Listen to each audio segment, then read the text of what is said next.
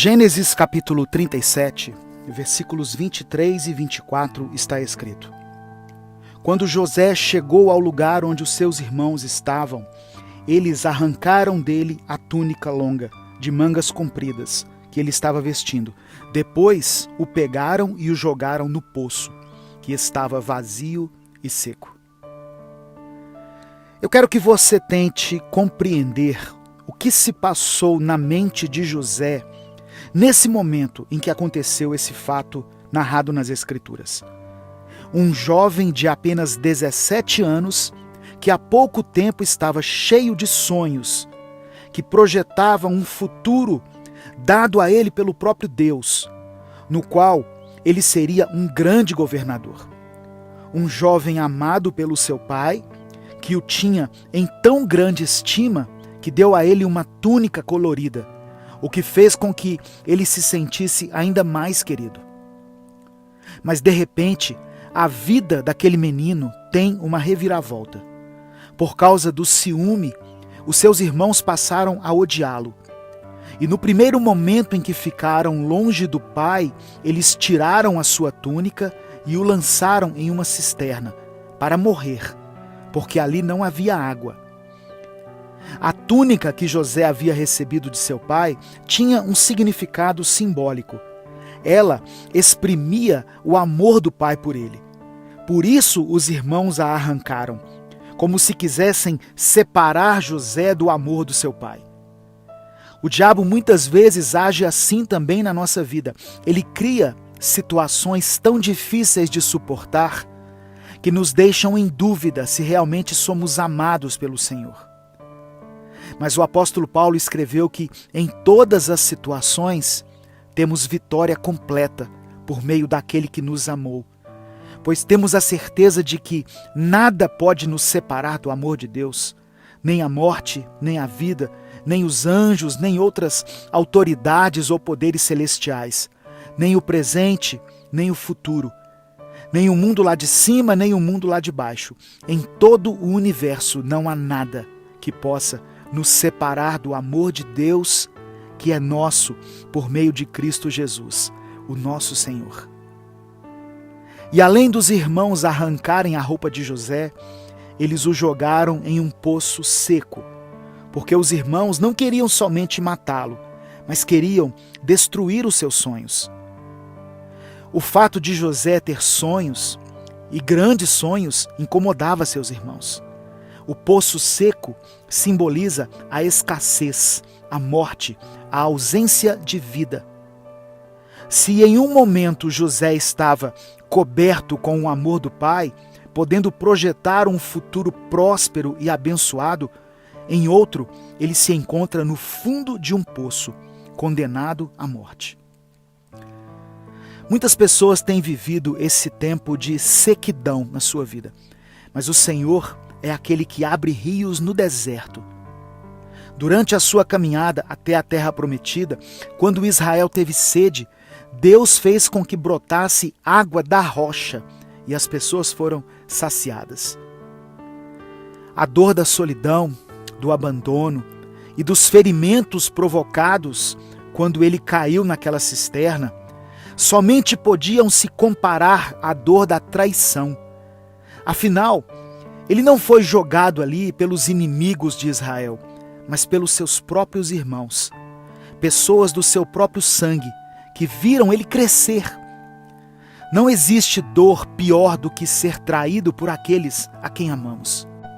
José gritou com todas as suas forças, mas o seu esforço foi em vão, pois os seus irmãos, que estavam ali perto, assentados, comendo pão, não o socorreram. A maldade dos irmãos era tanta que eles não atentaram para o sofrimento de José. Em Gênesis 42, verso 21, eles relatam a José o seguinte: Nós vimos a angústia da sua alma quando nos rogava, nós, porém, não ouvimos. Mas ao mesmo tempo em que o inferno, naquela hora, usava a vida das pessoas que José amava para matar seus sonhos, os céus se moviam para que os sonhos dele, que também eram os sonhos de Deus, se cumprissem. Alguém disse certa vez que uma das vantagens de estarmos no fundo do poço é que dali nós só podemos olhar para o alto. José tinha sido abandonado pelos irmãos, mas não havia sido abandonado por Deus. E do fundo do poço, Deus o conduziu por um caminho difícil, um caminho de escravidão, de prisões e de injustiças. Mas mesmo diante de todo o sofrimento, o Senhor o colocou como governador na terra do Egito, porque Deus estava com ele em tudo o que ele fazia. E ao final da sua trajetória, José estava em uma posição privilegiada, posição na qual ele pôde abençoar seus irmãos. Aquele era o último teste de Deus na vida de José, e talvez o mais difícil de superar. Mas por causa da presença de Deus na sua vida, ele foi capaz de perdoar e de estender as mãos de amor aos mesmos homens que um dia haviam tramado a sua morte. Essa história, meus irmãos, está registrada na Bíblia, do capítulo 37 ao capítulo 50 de Gênesis, para que hoje eu e você possamos ser inspirados por ela. Não importa o que nós estejamos enfrentando, não importa a profundidade do poço em que nos encontramos, sempre poderemos erguer os nossos olhos e colocar a nossa esperança em Deus. Ainda que hoje estejamos nos sentindo abandonados, traídos, como se os nossos sonhos tivessem sido interrompidos, nós podemos crer que o Senhor não nos abandonou. Deus está atento a tudo o que acontece na nossa vida. E se Ele tem sonhos a nosso respeito, nada vai impedir que os seus planos se cumpram. Eu quero orar por você. Deus, obrigado pela Tua palavra, obrigado pelo Teu amor, pelo Teu perdão, pela Tua graça e misericórdia. Pai, sabemos que em todas as coisas o Senhor tem um propósito. Eu te peço que contemple a vida daqueles que estão nesse momento no fundo do poço, se sentindo desanimados, desamparados, abandonados e sem esperança. Que o Senhor os faça olhar para o alto, que possam depositar toda a confiança em Ti e que o Senhor reescreva a história deles. Se o inimigo usou pessoas para nos desmotivar, para nos entristecer e de alguma maneira tentar matar os nossos sonhos, eu te peço, pelo poder que há no nome de Jesus, que nós possamos nos reerguer e voltar a caminhar, firmes nas suas promessas e com a certeza de que somos filhos, amados e cuidados pelo Senhor. Por isso, nós oramos e te agradecemos, em nome de Jesus. Amém. Se você ainda não é inscrito no canal, inscreva-se e ative as notificações. Não deixe de compartilhar essa mensagem, pois ela pode mudar a vida de alguém. Caso você queira apoiar o nosso projeto, seja membro do canal. E no primeiro comentário fixo desse vídeo, coloque o seu pedido de oração. Eu vou orar por você e pela sua família. Deus te abençoe.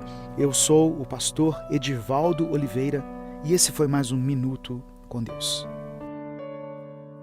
O livro de Hebreus capítulo 4, versículo 15 diz assim: pois não temos um sumo sacerdote que não possa compadecer-se das nossas fraquezas, mas sim alguém que, como nós, passou por todo tipo de tentação, porém sem pecado. Após 40 dias e 40 noites no deserto, Jesus, pela virtude do Espírito Santo, voltou para Galileia e deu início ao seu ministério. Foi então que ali ele escolheu os seus discípulos e começou a pregar por toda parte as boas novas da chegada do reino dos céus. A palavra de Deus diz que Jesus realizou grandes milagres. Jesus curou doentes, Jesus expulsou demônios, Jesus ressuscitou mortos, Jesus acalmou tempestades, Jesus multiplicou o alimento e muitas outras coisas. Foram tantas coisas maravilhosas descritas que o Evangelho de João diz que seria impossível registrar todas elas. Todos aqueles milagres mostravam o poder pleno de Jesus sobre todas as coisas. Ele era homem, mas ele era Deus. E a última semana de Jesus, antes dele ser preso, dele ser morto, foi marcada por acontecimentos muito importantes. Ele teve uma entrada triunfal em Jerusalém, em Mateus capítulo 21. Na última semana, ele fala sobre a purificação do templo, e Jesus declara um sermão escatológico sobre o fim dos tempos em Mateus 24. E ele também, nessa última semana, ele institui a ceia do Senhor. E naquela mesma noite em que ele celebrou a Páscoa com os seus discípulos e estabeleceu a ceia do Senhor como uma ordenança, naquela última semana ali, junto com os seus 12 discípulos, ele foi traído e foi preso. E o traidor foi um dos seus discípulos, chamado Judas Iscariotes. Isso está registrado no Evangelho de Mateus, capítulo 26, Marcos, capítulo 14, Lucas 22 e João 18. E depois de ser preso, Jesus foi julgado, foi torturado e foi condenado à morte, sendo crucificado num lugar chamado Calvário. A crucificação era a pior, a mais humilhante pena de morte da época. E Jesus ainda foi crucificado com uma coroa de espinhos na sua cabeça. E na sua cruz foi colocada uma placa que dizia assim: Jesus de Nazaré, Rei dos Judeus, como uma forma de escárnio. E para que as Escrituras fossem cumpridas, para que o texto de Isaías que eu li se cumprisse, um soldado o transpassou com uma lança, furando o lado do seu corpo. Jesus foi crucificado e sepultado numa sexta-feira. Mas 3 dias depois, no domingo, ele ressuscitou dos mortos. Louvado seja o nome do Senhor. Depois de ressuscitar, Jesus subiu ao céu, onde hoje ele está assentado à direita do Pai, e nos deixa a promessa de que um dia ele voltará. Eu quero ler com você Atos capítulo 1, do verso 8 ao verso 11, que diz assim, olha: mas receberão poder quando o Espírito Santo descer sobre vocês, e serão minhas testemunhas em Jerusalém, em toda a Judéia e Samaria e até os confins da terra. Tendo dito isso, foi elevado às alturas, enquanto eles olhavam, e uma nuvem o encobriu da vista deles. E eles ficaram com os olhos fixos no céu enquanto ele subia. De repente, surgiram diante deles 2 homens vestidos de branco, que lhes disseram: Galileus, por que vocês estão olhando para o céu? Este mesmo Jesus, que dentre vocês foi elevado ao céu, voltará da mesma forma como o viram subir. O nosso Jesus, que foi morto, que foi sepultado, ele ressuscitou e um dia ele voltará. O homem chamado Jesus. Quem é Jesus Cristo para você? Quem é Jesus na sua vida? Essa pergunta sobre quem é Jesus não é uma pergunta somente para os nossos dias. Lá na época dele, Jesus fez a mesma pergunta para os seus discípulos. Em Mateus capítulo 16, versículo 13, ele pergunta: quem diz o povo ser o Filho do Homem? A resposta dos discípulos foi interessante. E na verdade é ainda a mesma resposta que é dada por muitas pessoas hoje em dia. Os discípulos responderam assim: Mas Jesus, as pessoas dizem que, alguns dizem que o Senhor é João Batista, Outros falam que o Senhor é o profeta Elias, ou Jeremias, ou qualquer um dos outros profetas. Significa que as pessoas afirmavam que Jesus era um homem como qualquer outro. Um homem notável, né? Como João, como Elias, como Jeremias, como Maomé, como Buda. Mas ainda assim, simplesmente um homem. É isso que as pessoas dizem. Só que em seguida, o apóstolo Pedro, revelado por Deus, respondeu a Jesus de forma correta. Mateus capítulo 16, verso 16. Tu és o Cristo, o Filho do Deus vivo. Jesus é Deus. O Evangelho de João revela essa verdade logo nas primeiras palavras, quando diz assim: no princípio era o Verbo, e o Verbo estava com Deus, e o Verbo era Deus. E a divindade de Jesus, ela é afirmada durante todo o Novo Testamento, onde nós lemos que a plenitude da divindade habitava em Jesus, pois ele é a imagem do Deus invisível. Tudo o que existe foi criado por ele e para ele. Ele tem poder para perdoar pecados, ele pode receber a nossa adoração. Ele próprio declarou: eu e o Pai somos um, em João capítulo 10. Jesus é o Verbo que se fez carne. A Bíblia é clara ao afirmar que Jesus é Deus. Da mesma forma que ela é clara quando afirma a humanidade de Cristo. O mesmo texto que afirma a sua divindade também afirma a sua humanidade. O Verbo se fez carne e habitou entre nós. Meus irmãos, dessa maneira nós entendemos que Jesus era plenamente homem e plenamente Deus.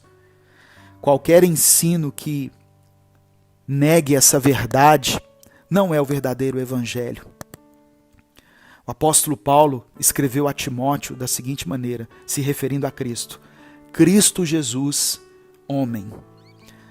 Jesus experimentou as mesmas limitações que nós, como homens.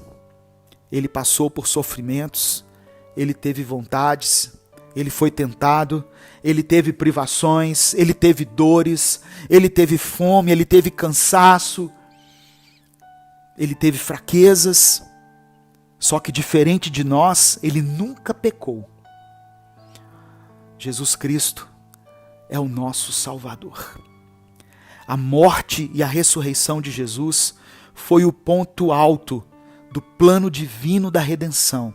Um plano que foi estabelecido por Deus na eternidade, antes da fundação do mundo. E é justamente nesse ponto, quando nós olhamos para a obra redentora de Cristo, que nós podemos entender por que ele precisava ser plenamente Deus e plenamente homem. Apenas sendo homem, ele poderia morrer pregado numa cruz. E apenas sendo Deus, ele seria capaz de satisfazer a justiça divina e redimir o seu povo. A palavra do Senhor diz assim: eu mesmo apago as suas transgressões. Portanto, na cruz, Jesus Cristo, Deus e homem, fez o que ninguém mais seria capaz de fazer. E diante dessa pergunta sobre quem é Jesus Cristo, só nos resta responder que ele é o Emanuel, aquilo que o anjo falou para a Virgem. Ele é Emanuel, o Deus conosco. Jesus é Deus conosco. Ele está conosco. E a sua obra está além de qualquer possibilidade humana.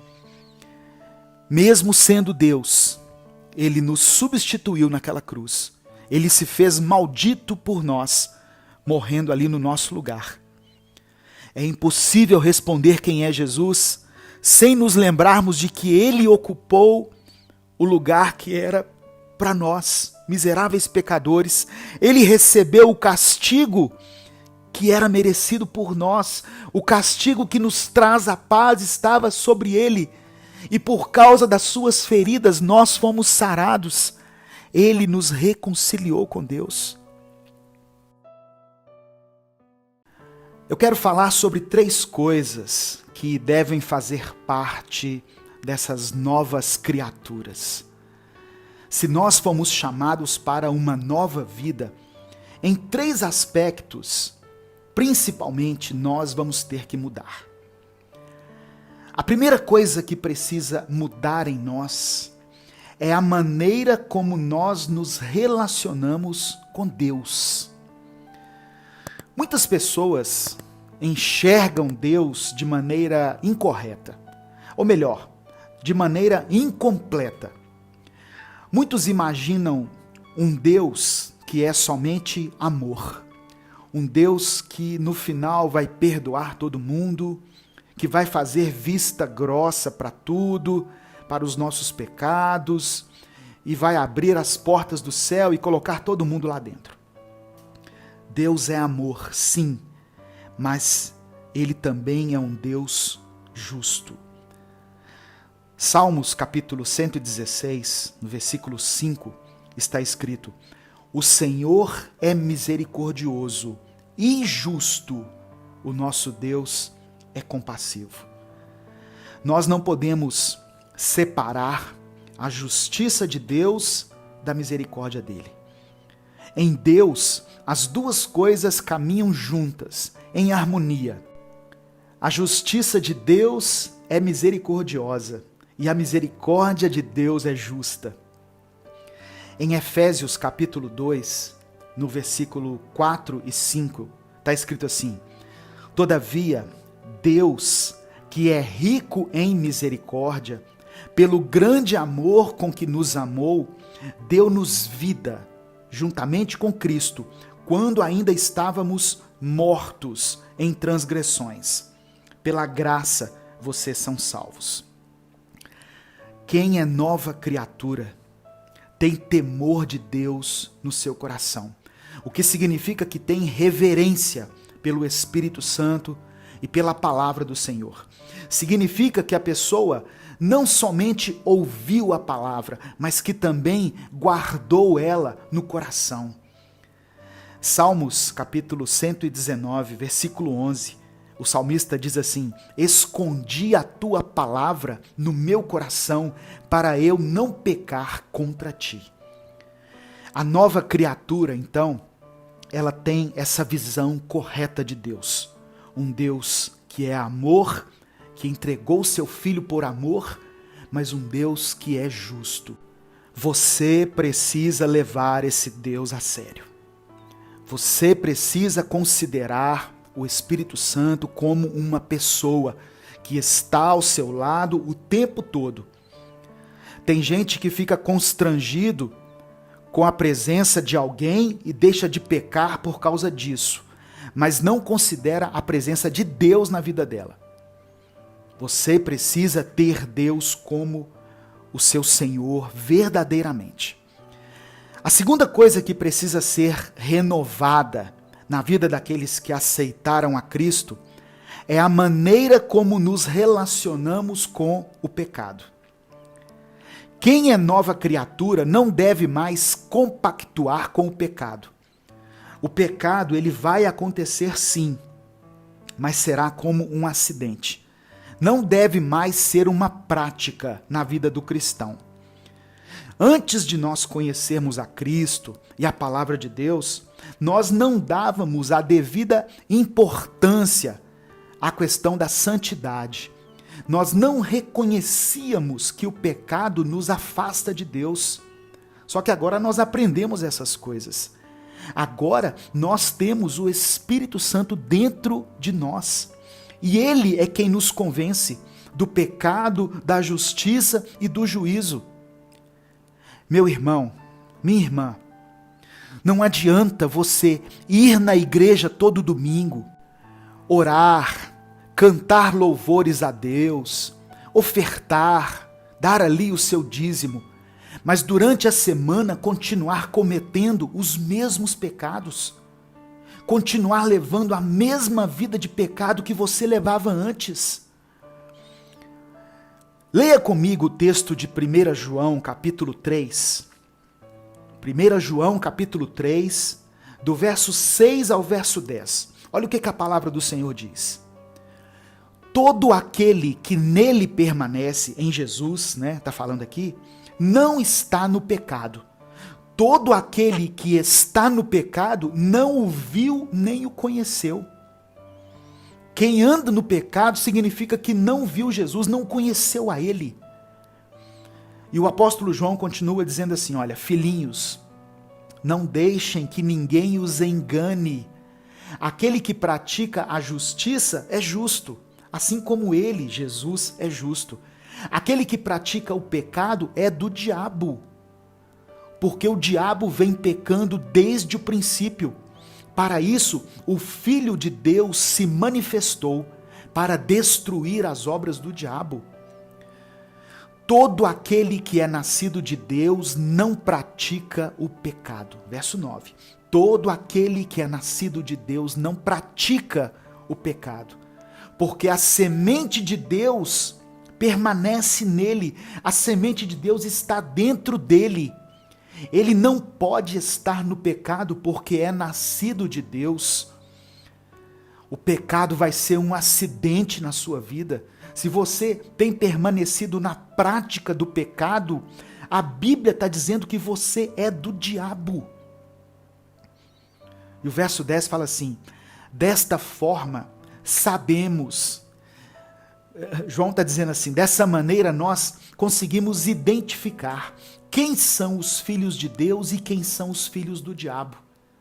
Quem não pratica a justiça não procede de Deus, e também quem não ama seu irmão. Amém, meu irmão? Você recebe essa palavra aí em nome de Jesus? Ah, pastor, aceitei Jesus, mas eu estou atolado no pecado. Talvez você não aceitou ele verdadeiramente. Talvez você precisa hoje fazer uma aliança verdadeira com ele, sabe? Tomar uma posição de crente mesmo, de alguém que tem temor de Deus. O Espírito Santo, ele nos convence, irmãos, do pecado, da justiça e do juízo. Ele nos mostra qual é o nosso pecado. Ele revela para nós que existe uma justiça de Deus que será cumprida, e ele nos mostra o juízo, ou seja, que nós podemos estar em condenação. Se você diz que aceitou Jesus, você está na igreja, você tem até cargo aí na igreja, faz parte do louvor, da liderança, é de ministério, tem título aí de presbítero, de diácono, que seja o que for, mas você continua praticando o pecado, você tem permitido que o pecado domine a sua vida, você não conheceu a Deus, você não conheceu a Jesus verdadeiramente. E essa é uma posição muito perigosa, porque você está vivendo em condenação, você está invalidando o sacrifício de Jesus na sua vida. Você somente ouviu a palavra, conheceu a palavra, mas você não a recebeu, você não se posicionou de forma verdadeira, de forma convicta no seu coração. Se você aceitou Jesus, demonstre isso com as suas atitudes. Amém? Em nome de Jesus. Se isso testifica no seu coração, coloque aí nos comentários. E a terceira mudança na vida daqueles que são feitos novas criaturas é a maneira como nós nos relacionamos com as pessoas. 1 João capítulo 4, versículos 20 e 21, está escrito assim: se alguém afirmar, eu amo a Deus, mas odiar seu irmão, é mentiroso. Pois quem não ama seu irmão, a quem vê, não pode amar a Deus a quem não vê. Ele nos deu este mandamento: quem ama a Deus, ame também seu irmão. Você já viu pessoas que dizem assim, eu amo a Deus, mas eu não aguento os irmãos da igreja?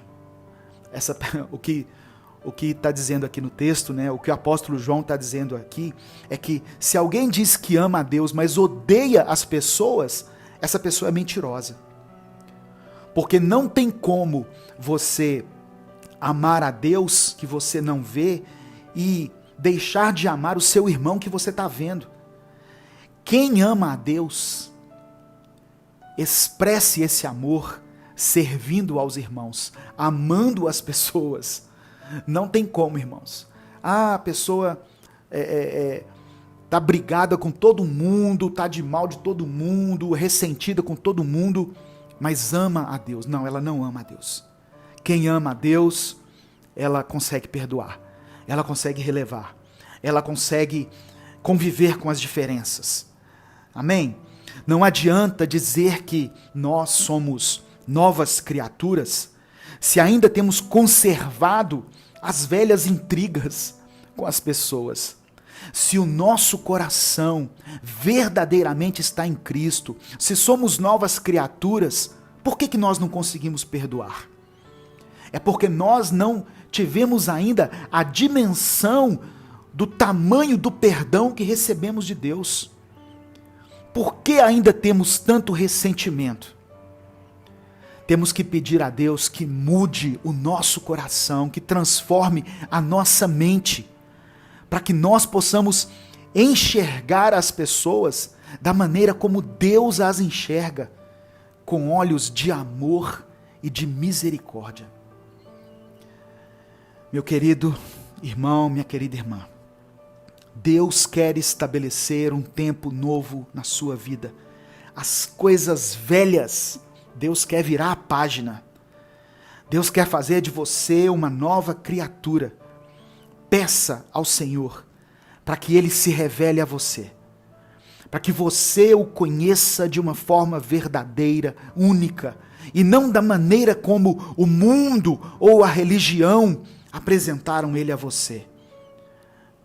Reconheça Deus como um Deus misericordioso e compassivo, mas também como um Deus justo.